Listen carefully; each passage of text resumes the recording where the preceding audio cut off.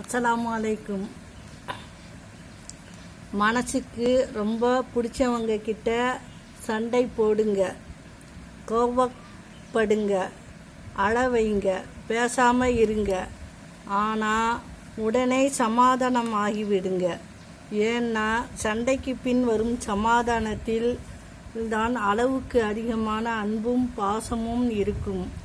நம் மனதில் எவ்வளோ பாரம் இருந்தாலும் நமக்கானவங்க வந்து பேசினாலே போதும்.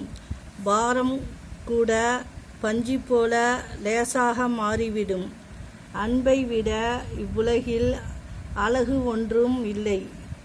நம்மை பற்றி முதுகுக்கு பின்னால் பேசுபவர்கள் நம் காதுக்கு கேட்கிற மாதிரி கூட சத்தமாக பேசுகிறது இல்லை என்பதில் அடங்கியிருக்கும்.